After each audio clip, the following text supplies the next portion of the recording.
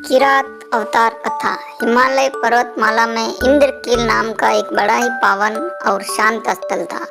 बहुत से ऋषि मुनि वहां तपस्या किया करते थे। एक दिन पांडु पुत्र अर्जुन उस स्थल पर पहुंच गया। अर्जुन ने वहां अपने अस्त्र शस्त्र उतारे और वहां बने शिवलिंग के सामने बैठ गया। उसने बड़े मनोयोग से भगवान शिव की आराधना शुरू की। शिवलिंग पर फूल चढ़ाए। ये वो दिन थे जब पांडव, कपटी, दुर्योधन, पार्वती सहित सभी जनों ने इच्छा प्रकट की उन्हें भी महादेव अपने साथ ले चले। महादेव उन सबको साथ ले जाने के लिए तैयार हो गए और कहा कि तुम्हें भी किरात नारियों का वेश धारण करना पड़ेगा। जब वे इंद्रनील पहुंचे तो माता पार्वती ने एक और संकेत करते हुए भगवान शिव से कहा, स्वामी वह देखिए कितना बड़ा सुअर। तब किरात रूपी शिव ने धनुष पर बाण चढ़ाया और सुअर पर छोड़ दिया। उधर अर्जुन ने भी सुअर पर बाण छोड़ दिया। सुअर के शरीर में एक साथ दो तीर आ घुसे, एक किरात रूपी शिव का और दूसरा अर्जुन का। दो दो तीर खाकर सुअर ढेर हो गया।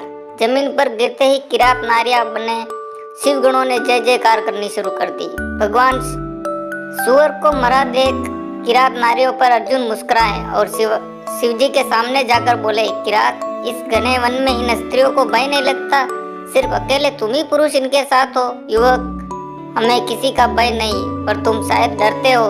तुम हो भी तो कितने कोमल। किरात रूपी शिव ने मुस्कुरा कर कहा, मैं कोमल हूँ। तुमने देखा नहीं मेरे बाण ने कैसे सुअर का वध किया है? अर्जुन बोले, सुअर हमारे सरदार के बाण से मरा है। किरात नारियों ने चीख कर कहा, तब तो इस बात का निर्णय हो ही जाना चाहिए किरात कि हम दोनों में कौन सर्वश्रेष्ठ धनुर्धर है। अर्जुन ने गर्व भरे स्वर में चुनौती दी। बस फिर क्या था, दोनों ने अपने अस्त्र शस्त्र एक दूसरे की ओर चलाने शुरू कर दिए। देखते ही देखते भयंकर बाण वर्षा शुरू हो गई, लेकिन कुछ ही देर बाद अर्जुन का तुणीर बाणों से खाली हो गया। तब वह विस्मय से बड़बड़ाया, मेरे सभी बाणों को इस किरात ने काट डाला। मेरे बाणों से भरा सारा तुणीर खाली हो गया, किंतु किरात को खरोच तक नहीं लगी। उसने झपट कर किरात को अपने धनुष की प्रत्यंचा में फांस लिया, किंतु एक ही क्षण में किरात ने अर्जुन से धनुष छीनकर दूर फेंक दिया। अर्जुन और भी चिढ़ गया। इस बार वह तलवार लेकर किरात की ओर झपटे और बोले, किरात, भगवान का स्मरण कर ले, तेरा अंतकाल निकट है।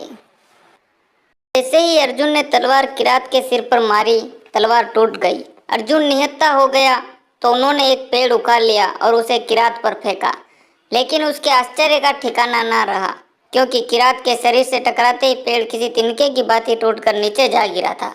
जब कोई और उपाय न रहा तो अर्जुन निहत्थे ही किरात पर टूट पड़ा, किंतु किरात पर इसका कोई असर न हुआ। उसने अर्जुन को पकड़कर ऊपर उठाया और उन्हें धरती पर पटक दिया।